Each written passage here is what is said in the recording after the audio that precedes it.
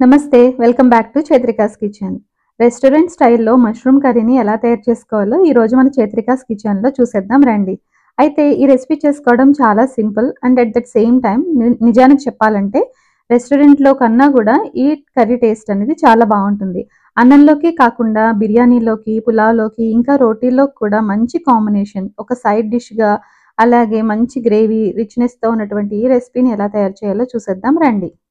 Gravy కోసమైతే ముందుగా ఒక బౌల్‌లో కొన్ని జీడిపప్పు వేసుకొని వాటిని వేడి నీళ్ళల్లో నానబెట్టుకుంటున్నాను. టైం తక్కువుంది కాబట్టి వేడి నీళ్ళలో నానబెట్టుకున్నాను. ఒకవేళ మీకు టైం ఎక్కువుంటే మామూలు నీళ్ళలో కూడా నానబెట్టుకోవచ్చు. అది పక్కన పెట్టేసేయండి. ఇక్కడ నేను హోల్ మష్రూమ్ తీసుకున్నాను. వీటిని ఎలా క్లీన్ చేయాలనేది ఆల్రెడీ నేను ఒక షార్ట్ వీడియో చేసి నేను అప్‌లోడ్ చేశాను. కింద డిస్క్రిప్షన్ బాక్స్‌లో లింక్ ఇస్తాను, చెక్ చేయండి. పైనున్న లేయర్‌ని తీసేస్తే మనకి క్లీన్ అవుతుంది. తర్వాత కొంచెం సాల్ట్ వాటర్‌లో వాటిని 2, 3 సార్లు బాగా వాష్ చేసుకుంటే సరిపోతుంది.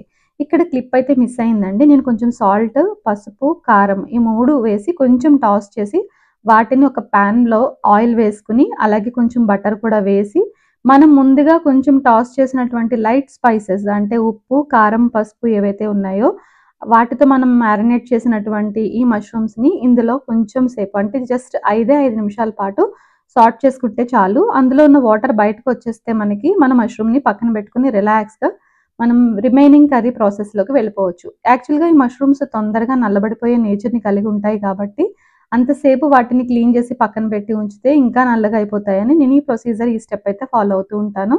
దీనివల్ల టేస్ట్ అనేది కూడా బావుంటుంది. ట్రై చేసి చూడండి. ఇక మనం బ్లెండర్ తీసుకొని జీడిపప్పు ఆల్రెడీ నానిపోయింది కాబట్టి, ఆ జీడిపప్పుని వేసుకొని అలాగే ఇందులో ఒక 2 మీడియం సైజ్ టమాటోలని కూడా ముక్కలుగా కట్ చేసి వాటిని కూడా వేసేసుకొని నీళ్ళేం పోయాల్సిన అవసరం లేదు. మూత పెట్టి మెత్తని పేస్ట్ లాగా బ్లెండ్ చేసుకోవాలి. సో, రెడీ చేసుకున్నటువంటి పేస్ట్‌ని పక్కన పెట్టేసుకోండి. సో ఫార్ మనం ఏం చేసామంటే మష్రూమ్స్‌ని రెడీ చేసుకున్నాము. అలాగే టమాటో, క్యాష్యూ పేస్ట్‌ని కూడా రెడీ చేసుకున్నాము. ఇప్పుడు మనం కర్రీని స్టార్ట్ చేసేద్దాం. పాన్ పెట్టి అందులో ఆయిల్ కూడా వేసుకొని దాంట్లో మనం కొన్ని మసాలా అయితే యాడ్ చేస్తున్నాము. కొన్ని మసాలా దినుసులు. ఒక బిర్యానీ ఆకు వేసుకోవాలి. అలాగే 2 లవంగిలు, 2 యాలక్కాయలు, అలాగే ఒక చిన్న ముక్క దాల్చిన చెక్క ముక్క వేసుకున్నాక వీటిని ఒక 30 సెకండ్స్ పాటు మనం ఆయిల్‌లో ఫ్రై చేసుకోవాలి. అలాగే ఇక్కడ 2 ఎండుమిరపకాయలని కట్ చేసి గింజలతో సైతం వేస్తున్నాను. ఇవి వేసి మనం ఆయిల్‌లో వీటిని ఫ్రై చేసిన తర్వాత సన్నగా తరిగినటువంటి వెల్లుల్లి ముక్కల్ని వేసుకోవాలి. ఈ వెల్లుల్లి ముక్కల్ని వేసుకోవడం వల్ల అరోమా అలాగే టేస్ట్ అనేది కూడా చాలా బావుంటుంది. అల్లం వెల్లుల్లి పేస్ట్ వేసినా కూడా ఈ వెల్లుల్లిపాయ అనేది వేయడం మాత్రం తప్పనిసరిగా మర్చిపోకండి. ఇంకా కారానికి తగ్గట్టుగా పచ్చిమిరపకాయలను కూడా యాడ్ చేసుకొని బాగా వాటిని ఆయిల్‌లో మనం ఫ్రై చేసుకున్న తర్వాత ఒక మీడియం సైజ్ ఆనియన్‌ని చిన్న చిన్న ముక్కలుగా కట్ చేసి వేసుకోవాలి. దీన్ని మనం బాగా మిక్స్ చేసుకొని కలుపుకొని ఆనియన్స్‌ని అయితే మగ్గించుకోవాలి. ఈ ఉల్లిపాయలు మగ్గుతున్నప్పుడే ఒక టీ స్పూన్ వరకు అల్లం వెల్లుల్లి పేస్ట్‌ని కూడా యాడ్ చేసి పచ్చివాసన పోయేంత వరకు ఫ్రై చేసుకోవాలి. సో, ఈ ఉల్లిపాయలనేవి బాగా గోల్డెన్ కలర్‌లో మనకి ఫ్రై అవ్వాల్సిన అవసరం లేదు. వాటి నుంచి కొంచెం ఆయిల్ అనేది రిలీజ్ అవుతున్నప్పుడు మనం దాంట్లో ఒక పావు టీ స్పూన్ వరకు పసుపు వేసుకోవాలి. సో, పసుపు వేసుకొని కలుపుకున్న తర్వాత ఇప్పుడు మనం బేసిక్ మసాలా మనం వాడే రెగ్యులర్ మసాలాలే వేస్తున్నానండి ఇక్కడ. ఒక టీ స్పూన్ వరకు కూర కారం, అలాగే ఒక టీ స్పూన్ వరకు Kashmiri red chilli powder colour కోసం వేస్తున్నాను. అలాగే ఒక టీ స్పూన్ వరకు ధనియాలు, జీలకర్ర పొడి వేయించినది. తర్వాత రుచికి సరిపడా ఉప్పు. ఇవన్నీ వేసుకొని ఉల్లిపాయలతో పాటు ఒక్క నిమిషం పాటు ఆయిల్‌లో ఫ్రై చేసుకోవాలి. ఉల్లిపాయలు ఫ్రై అయిన తర్వాత మనం ముందుగా రెడీ చేసి పెట్టుకున్నటువంటి జీడిపప్పు, టమాటో పేస్ట్‌ని కూడా ఇందులో వేసుకొని బాగా మిక్స్ చేసుకోవాలి. అయితే ఇది అడుగంటుతూ ఉంటుంది. మధ్యలో మీరు కలుపుతూ ఉండాలి. తర్వాత మూత పెట్టి మగ్గించుకుంటే తొందరగా మనకి ఆయిల్ అనేది బయటికి రిలీజ్ అవుతుంది. అలాగే టమాటో పేస్ట్ అనేది కూడా చక్కగా ఉడికిపోతుంది.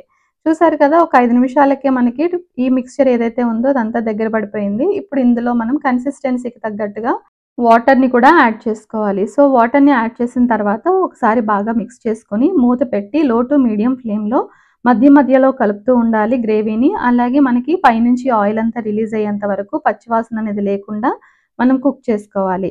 ఎంత మనం చిన్న మంటలో పెట్టి కుక్ చేసుకుంటే కూర అనేది అంత టేస్టీగా ఉంటుంది. పెద్ద మంట పెట్టి గనక కుక్ చేస్తే అది అడుగంటేస్తుంది, మాడిపోతుంది. సో, ఆ విషయం అయితే గుర్తుపెట్టుకోండి. సో, మనకి ఆయిల్ రిలీజ్ అయిన తర్వాత మనం ముందుగా రెడీ చేసి ఉంచుకున్నటువంటి మష్రూమ్స్‌ని కూడా ఇందులో యాడ్ చేసుకోవాలి. ఒక్క విషయం మాత్రం మీరెప్పుడు గుర్తుపెట్టుకోవాలి. మనం అన్ని మసాలాలు గూడా మనం సరిచూసుకొని వేసుకోవాలి. ఇప్పుడు ఇక్కడ నేను గరం మసాలా ఒక టీ స్పూన్ వరకు యాడ్ చేస్తున్నాను. అలాగే ఒక టీ స్పూన్ వరకు కసూరి మేతి, దాన్ని మనం డ్రై మేతి లీవ్స్ అంటాం గదా! దాన్ని అరచేతిలో పెట్టుకొని ఇలా నలిపితే పౌడర్‌లాగా అవుతుంది. మీకు ఇంకా పౌడర్‌లా కావాలనుకుంటే ఒకసారి డ్రై పాన్ మీద ఫ్రై చేసి మనం చేతులతో నలిపినా కూడా అది పౌడర్ అయిపోతుంది. ఈ కసూరి మేతి వేసిన తర్వాత మనకి గ్రేవీ అనేది ఒక మంచి అరోమా అలాగే టేస్ట్ అనేది ఎన్హాన్స్ అవుతుంది.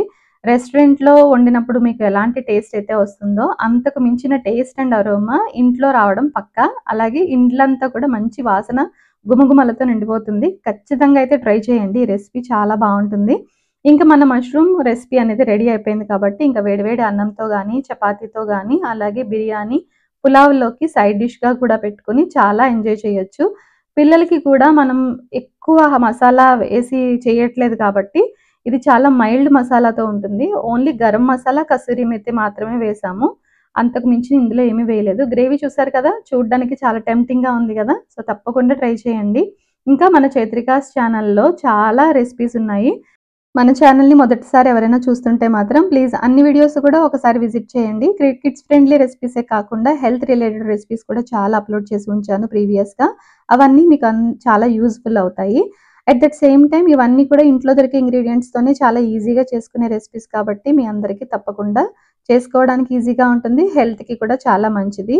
అలాగే మీరిచ్చే చిన్న లైక్ అండ్ సబ్స్క్రైబ్ వల్ల నాకు ఒక ఎంకరేజ్‌మెంట్ ఉంటుంది. అలాంటి ఎంకరేజ్‌మెంట్ ఉన్నప్పుడే నాకు ఎక్కువ వీడియోలు చేయాలనే ఎంకరేజ్‌మెంట్ ఉండి ఇంకా బాగా చేయగలుగుతాను. సో, తప్పకుండా మీకు మాత్రం ఈ రెసిపీ నచ్చితే లైక్ చేయండి. అలాగే సబ్స్క్రైబ్ చేసుకోవడం మాత్రం మర్చిపోవద్దు. మళ్ళీ మరొక మంచి వీడియోతో మీ ముందుకొస్తాను. Until then bye bye. Thank you so much.